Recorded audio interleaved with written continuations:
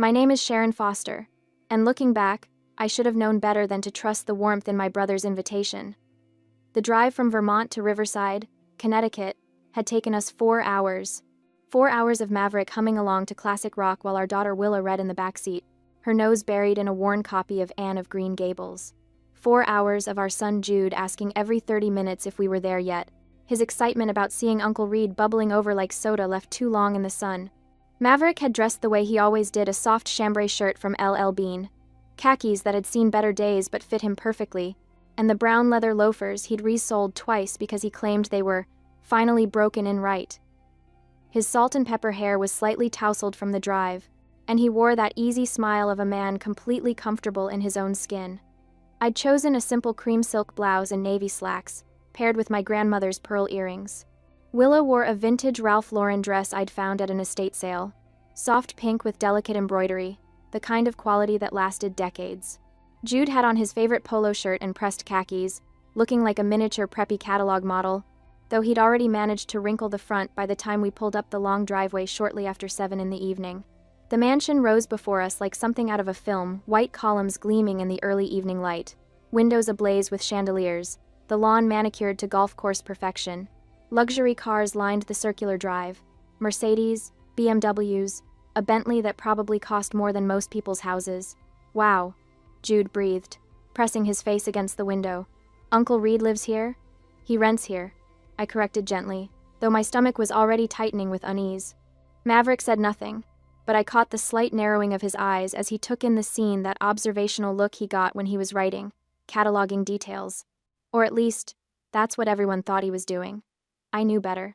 My husband was always watching, always calculating, though few people ever suspected, the quiet man who introduced himself as a freelance nature writer was anything more than exactly that.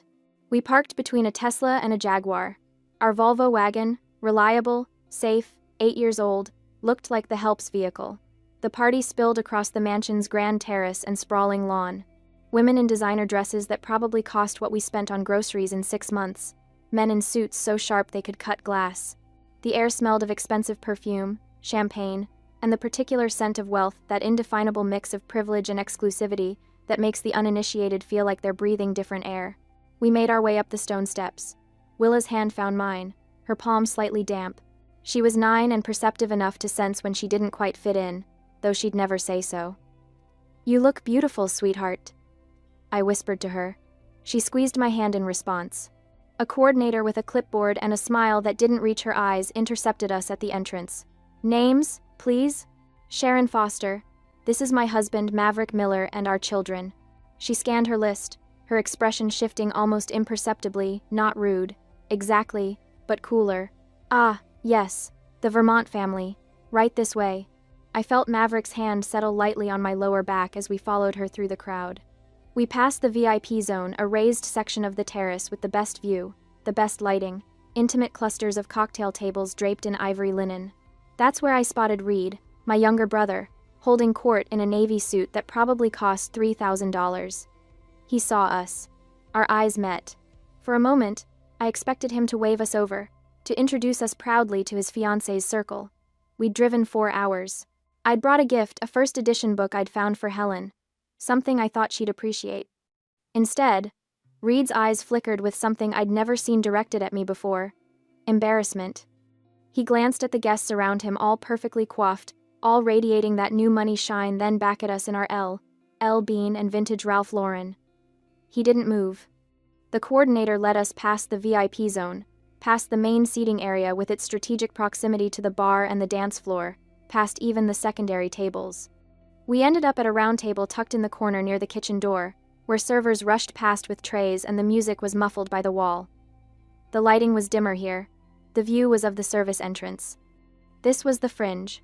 "Enjoy the party," the coordinator said, already turning away. Maverick pulled out a chair for me, his movements unhurried. He helped Willa into her seat, then Jude.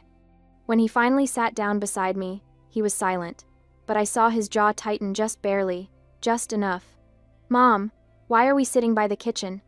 Willa asked quietly. "It's fine, honey. We can see everything from here." I lied, my voice bright. But we both knew. The seating wasn't random. It was a statement. Across the terrace, Reed laughed at something one of his guests said. Champagne flute raised high. He didn't look our way again. Maverick leaned back in his chair, his fingers drumming once-twice against the tablecloth. To anyone watching, he looked relaxed, mildly interested in the spectacle around us. But I knew that look. I'd been married to this man for 12 years. He was taking notes, and Maverick Miller's notes always came with consequences. The party hummed around us like an exclusive machine we weren't meant to understand. Waiters glided past our corner table with barely a glance, their trays angled toward the VIP section. Laughter floated from the center of the terrace, where Reed and his fiancée Helen held court under strings of Edison bulbs that cast everything in a golden, flattering glow. Our corner had fluorescent spillover from the kitchen. Jude kicked his feet under the table, still excited despite our exile. When do we get to eat? I'm starving. Soon, buddy, Maverick said, ruffling his hair.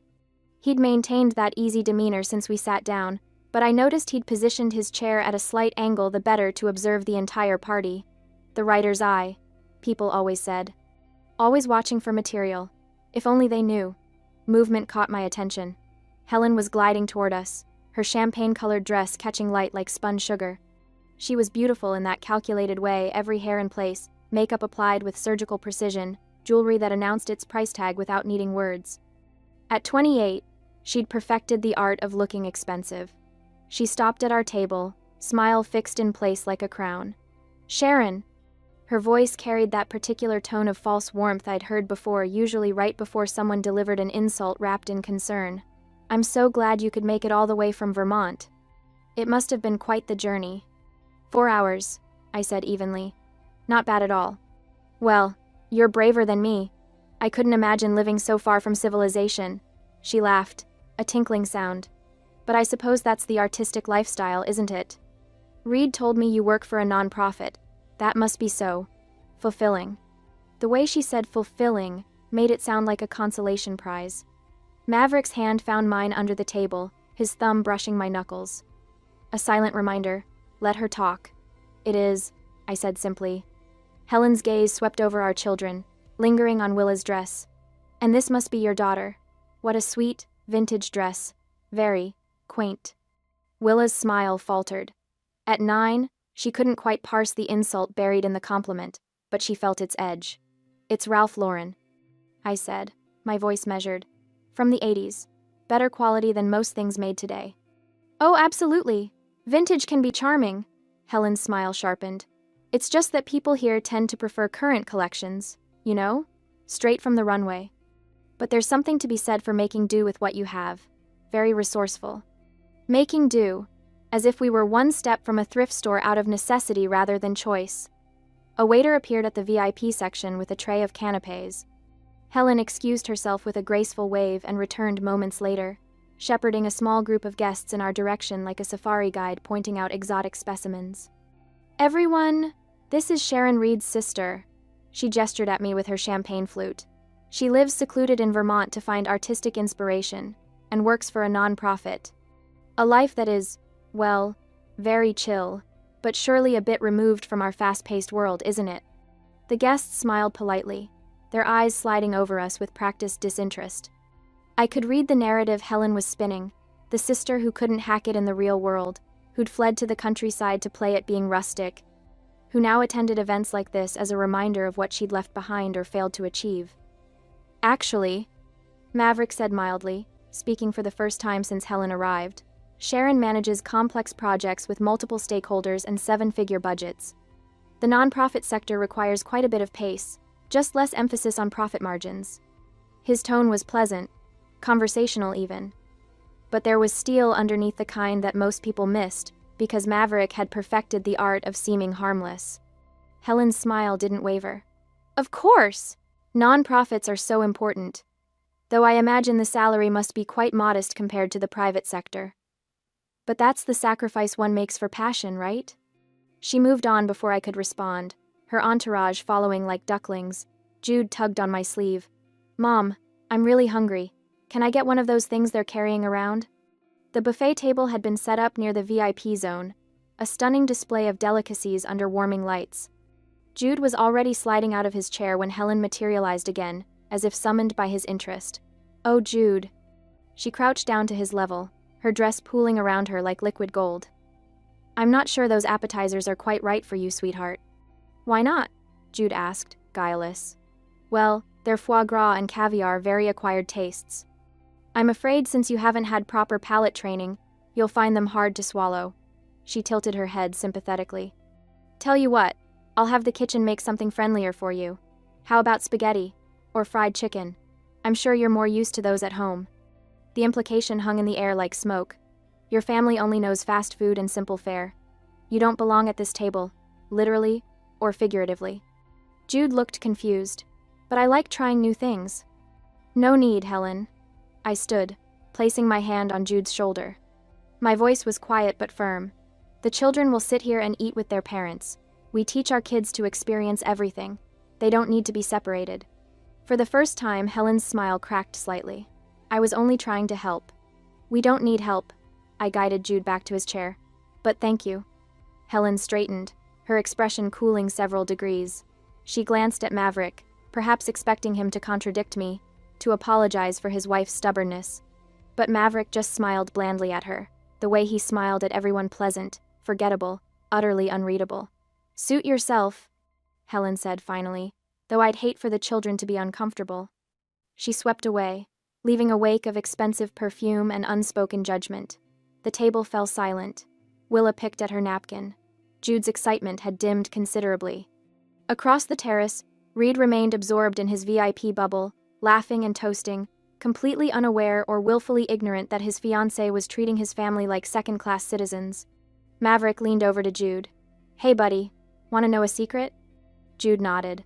The best food at parties is always whatever you enjoy most. Doesn't matter if it's caviar or chicken fingers. If it makes you happy, it's the best. He winked. And between you and me, I'd take a good burger over fish eggs any day. Jude giggled, some of his sparkle returning. But I saw the way Maverick's gaze tracked Helen across the terrace, the way his jaw set just slightly tighter.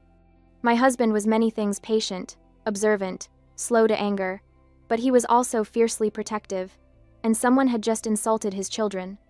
I had a feeling Helen had no idea what she'd just set in motion. The party had reached its crescendo by 10 minutes to 8, but at our table, I was halfway through explaining to Jude why he couldn't have a third canapé when I noticed Willa's empty chair. My daughter had excused herself to the restroom 10 minutes ago. The knot in my stomach tightens. I stand, scanning the crowd for her blonde head, her vintage Ralph Lauren cardigan, the one I'd found at an estate sale, pristine condition, better quality than anything in Helen's closet. Then I see her. Willa is walking back toward our dark corner, but something's wrong. Her shoulders are hunched forward, her arms wrapped around herself like she's trying to disappear. Even from here, I can see the redness around her eyes, the way she's blinking too fast. She slides into her chair without looking at me. Willa? I lean closer, keeping my voice low. Honey, what happened? She shakes her head, her jaw clenched tight. That's when I know it's bad. Willa doesn't cry easily, she's too much like me, holding everything in until it cracks. Sweetheart, talk to me. Her voice comes out strangled, barely above a whisper. Can we just go home? My heart breaks. What happened? Some kids. She swallows hard. There were these girls by the bathroom. They were maybe 12 or 13 and they pointed at my shoes. I looked down at her feet. The suede flats, soft taupe, classic silhouette, worn but well-maintained. I'd bought them at a vintage boutique in Vermont because they were real quality, the kind that lasts, they said. Willa's voice cracks. They said I was wearing poor person shoes. They asked if we got them from a donation bin because they looked so old. The rage that floods through me is white-hot and instantaneous. My 9-year-old daughter, my sensitive, brilliant girl who reads 3 grades above her level and volunteers at the animal shelter every weekend, mocked for shoes. I reach for her hand, but before I can say anything, I hear the click of heels on marble.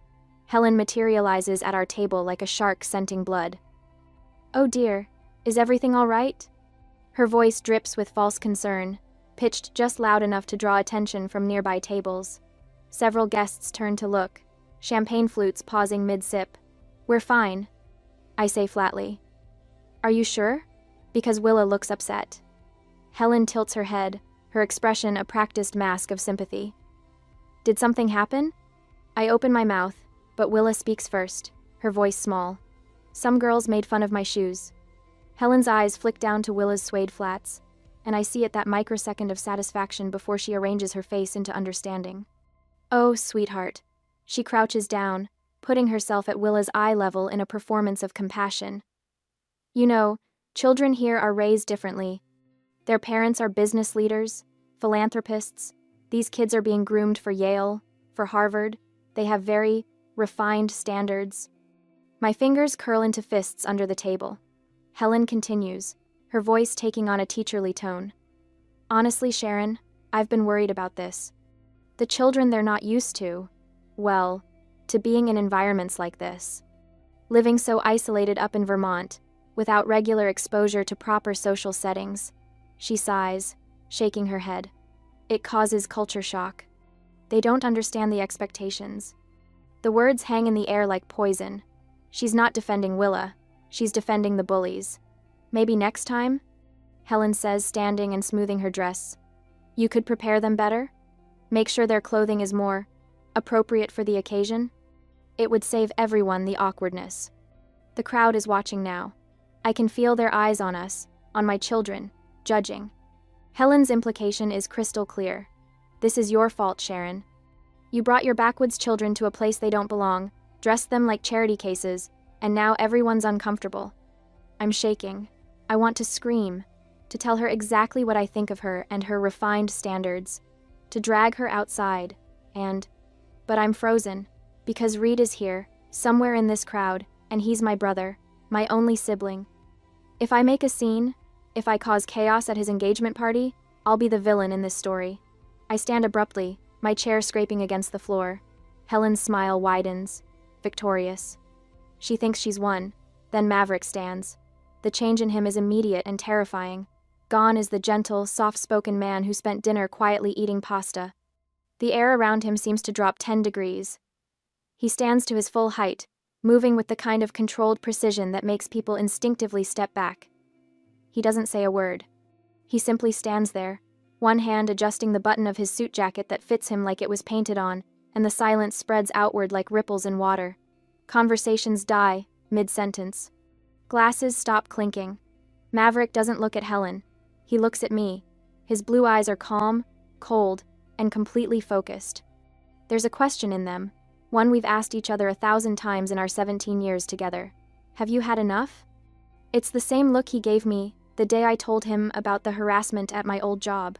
The same look before he quietly made a phone call that resulted in my former boss being audited by the IRS. Maverick doesn't make threats. He doesn't need to. I think about Willa's red eyes, about Jude's confusion when he couldn't have a burger, about being shoved into a dark corner while Helen parades around in a dress that costs more than our monthly grocery bill.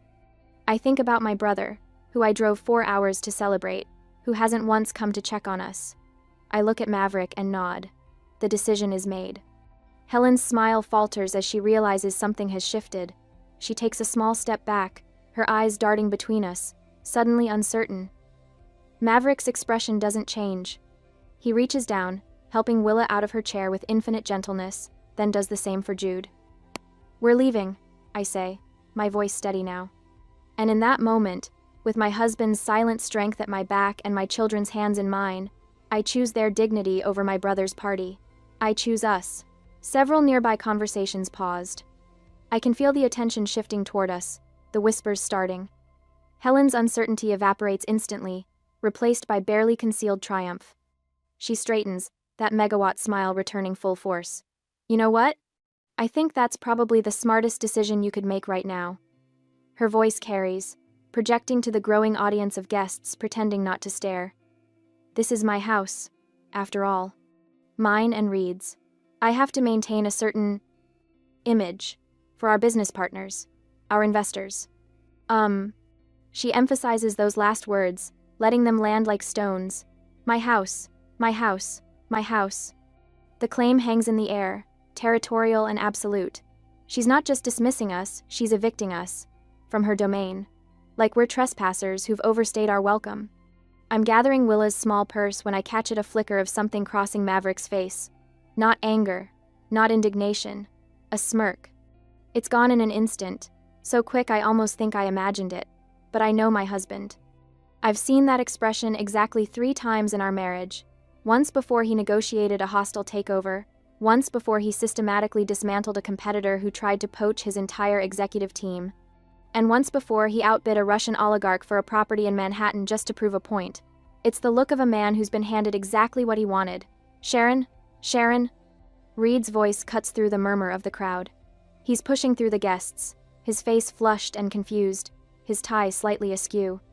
He looks tired, the kind of bone-deep exhaustion that comes from trying to keep up appearances all night. What's going on? He reaches our table, eyes darting between me and Helen. Why are you guys leaving already? Helen immediately shifts gears, her hand flying to her chest in a gesture of wounded innocence. Oh, Reed, honey, it's not. I mean, Sharon said she wanted to leave. I think she's just not comfortable here. The vibe isn't really. She trails off delicately, letting him fill in the blanks. The implication is clear. Your sister doesn't fit in with our crowd. Reed's face crumples with guilt and confusion. Sharon, I'm so sorry. I didn't mean for you to feel. He runs a hand through his hair, making it stand up in stressed peaks. Maybe you should take the kids back to the hotel? Let them rest? You must be tired from the drive and... He's apologizing. To me. For Helen's behavior. And he has no idea. My brother, standing in this mansion's grand foyer, surrounded by crystal and marble and imported flowers, actually believes he lives here. Believes this is his home, his party, his life. He has no clue that every piece of furniture he's lounging on, every room he's hosting in, every inch of this partnership with Helen exists because Maverick decided to be generous 3 years ago. Reed thinks he's the host, the master of the house. In reality, he's a tenant whose lease is about to expire. It's fine, Reed, I say quietly, slipping my arm around Willa's shoulders. We'll get out of your way. No, it's not. He's flustered now, aware that people are watching, that this doesn't look good. You came all this way. I wanted you to be here. Reed, sweetheart. Helen touches his arm, her voice honey-sweet. Let them go. Sharon clearly wants to leave, and we have guests to attend to. The Castellanos were asking about the investment timeline, and... She's steering him away, redirecting his attention like she always does. Reed's shoulders sag in defeat. He shoots me one more apologetic look before allowing himself to be led back toward the center of the party, toward the lights and the laughter and the people who matter in Helen's world. Maverick is silent beside me, helping Jude into his jacket with methodical care, but I see it again, that tiny quirk at the corner of his mouth when Helen said, "My house." Maverick? I murmur as we start toward the door. Not yet, he says softly. His voice is calm, almost pleasant, but there's something underneath it, something that makes the hair on the back of my neck stand up. We're almost to the foyer when Helen's voice rings out behind us, bright and performative. Drive safely. And Sharon, maybe next time, let us know if you need recommendations for the children's clothing. I know some wonderful boutiques that aren't too expensive. The laughter that follows is polite but present. Several guests are openly watching now, champagne flutes in hand, entertained by the drama. Willa's hand tightens in mine. Maverick stops walking. He doesn't turn around, doesn't react visibly, but something shifts in the air, a change in pressure, like right before a thunderstorm breaks. He reaches into his jacket pocket and pulls out his phone. The motion is casual, unhurried. He taps the screen a few times, scrolling through something. Actually, he says, his voice carrying effortlessly across the marble foyer. Before we go, there's something I need to discuss with Reed. The room goes quiet. Helen's smile freezes. I'm sorry, what? Maverick finally turns, and the look on his face is pleasant, professional. The expression of someone about to discuss a minor contract detail. Reed, he calls out. Could you come here for a moment? It's about the house. My brother emerges from the crowd again, now looking completely bewildered. The house? What about... The lease, Maverick says simply. I wanted to give you proper notice in person, since we're all here. Reed blinks. Notice? What notice? And just like that, the trap springs shut. The party noise seemed to fade into a dull hum as Maverick stepped forward. There was something different about him now. The quiet, amiable writer had vanished, replaced by someone who moved with the confidence of a man who'd spent decades in boardrooms where millions changed hands with a signature. Reed, Maverick said, his voice low but carrying an authority that made several nearby guests turn their heads. Do you remember the name of the parent company on the lease you signed? My brother blinked. Confusion, replacing the embarrassment that had been written across his face moments before. What? Why would that matter right now?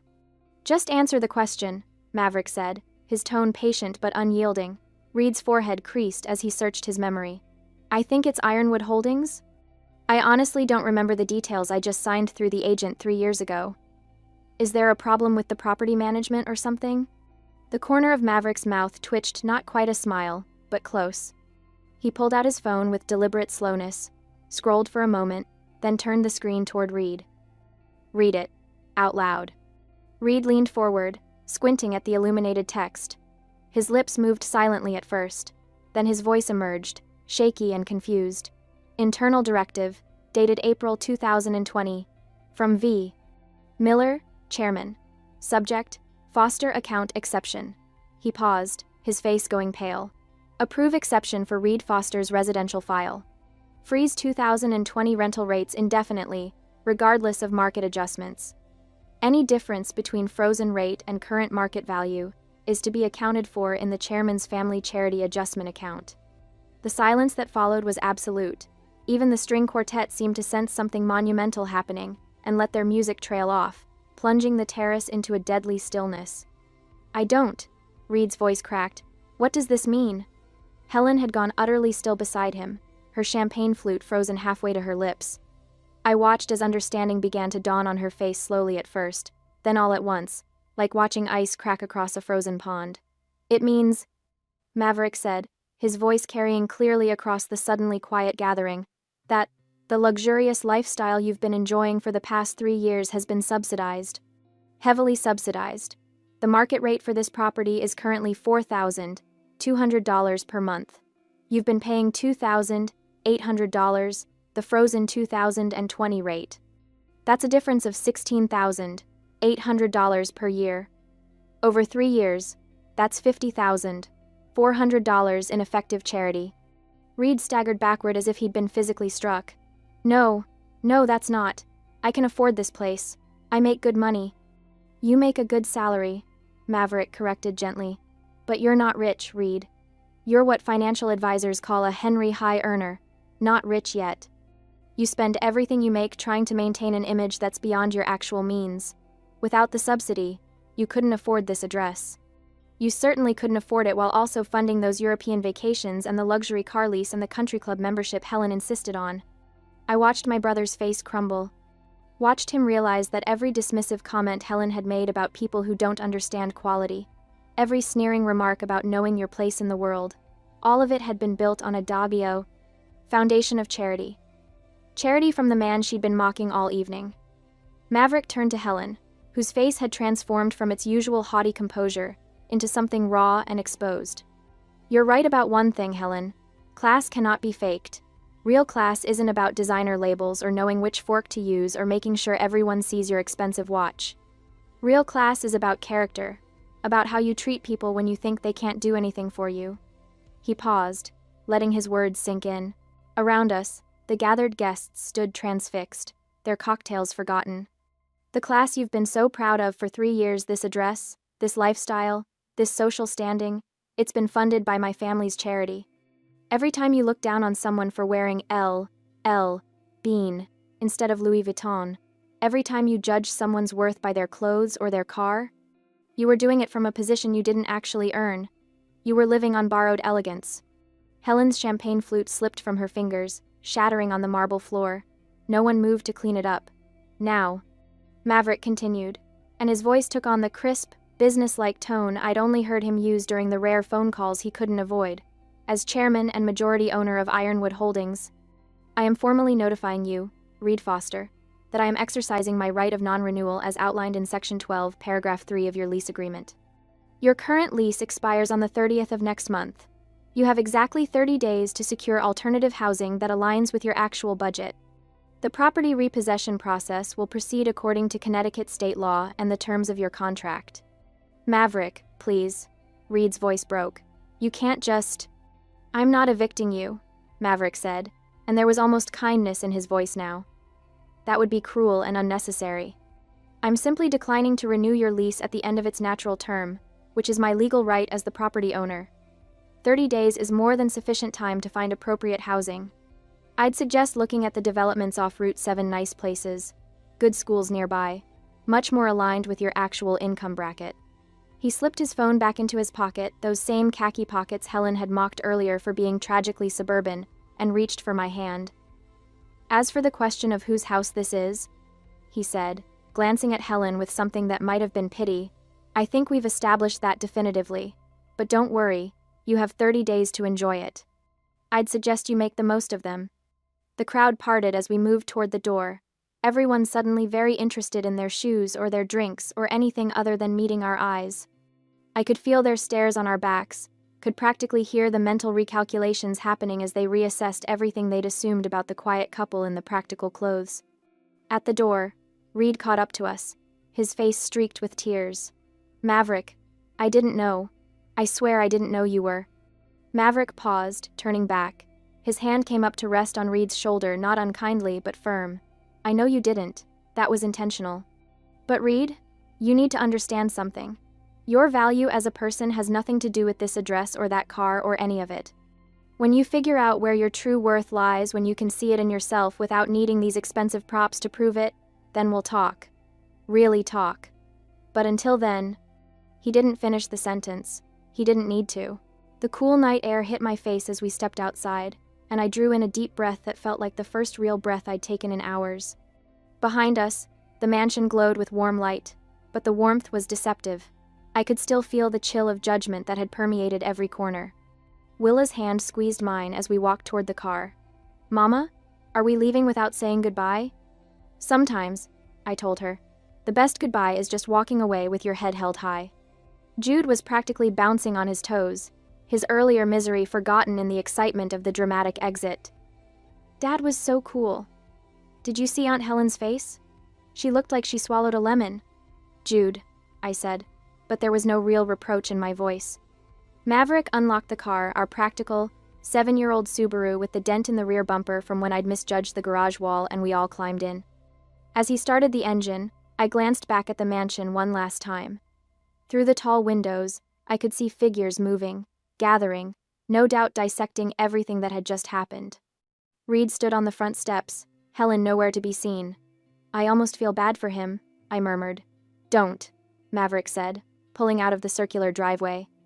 This is the kindest thing I could do for him. He's been living in a fantasy, and fantasies always end. Better to end it now, on our terms, than to let him crash even harder down the line. We drove in silence for a few minutes, leaving Riverside's manicured perfection behind us. Then Willa's small voice piped up from the back seat. Daddy? Are we richer than Miss Helen? I twisted in my seat to look at her. In the passing streetlights, her face was thoughtful, not proud or gloating, just trying to understand. Why didn't you say so earlier? She continued. When she was being mean about our clothes? Maverick caught her eye in the rearview mirror, and I saw that gentle smile I'd fallen in love with all those years ago. That's a good question, sweetheart. And here's the thing. Being rich isn't about showing off or making sure everyone knows how much money you have. It's definitely not about yelling at waiters or making people feel small. He paused at a red light, taking the moment to turn around and look at both kids. True wealth, real wealth, is having the power to protect your family and set things right without needing to raise your voice. It's being secure enough in who you are that you don't need everyone else's approval. Today, I taught Miss Helen a lesson in respect, something all her money and designer clothes can never buy her. But she was so mean to you, Willa said, her voice small. She called your jacket tragic. She did, Maverick agreed, facing forward as the light turned green. And you know what? It is a 10-year-old jacket from LL Bean. The elbow patches are wearing thin, and it's probably not what anyone would call fashionable. But it's comfortable, it keeps me warm, and it reminds me of who I really am under all the business suits and board meetings. Sometimes the most expensive thing you can wear is authenticity. Jude, who'd been unusually quiet, suddenly asked, "What's going to happen to Uncle Reed and Aunt Helen?" I considered the question carefully. They're going to have to learn to stand on their own 2 feet, to build a life based on what they actually have, not on what they're pretending to have. Will Uncle Reed be okay? Willa asked. Eventually, I said, and I believed it. Your uncle is smart and capable when he's not trying so hard to impress people. This might be the wake-up call he needs. As for Helen, I trailed off, uncertain. She made her choices, Maverick finished quietly. We all do. And then, we live with them. The lights of Riverside faded behind us, giving way to darker roads, older trees, the authentic Connecticut that existed beyond the manufactured perfection of new money enclaves. Our headlights carved a path through the gathering darkness, leading us home not to a mansion that required a trust fund to maintain, but to our farmhouse in Vermont with its creaky floors and drafty windows and garden where we grew actual vegetables. Willa yawned, her head drooping against Jude's shoulder. In the rearview mirror, I watched my children settle into the comfortable silence of a car ride home, the drama already fading from their minds. They'd remember this night, I knew they would, but not as trauma. As a lesson, Maverick's hand found mine across the center console, his calloused writer's fingers intertwining with my own. We didn't need to say anything. We'd weathered the storm together, protected our children, and walked away with our dignity intact. We hadn't won because we had more money. We'd won because we knew who we were, and no amount of judgment from people living beyond their means could change that. The car carried us forward into the peaceful night, leaving behind the glittering facade of borrowed elegance, heading toward something real.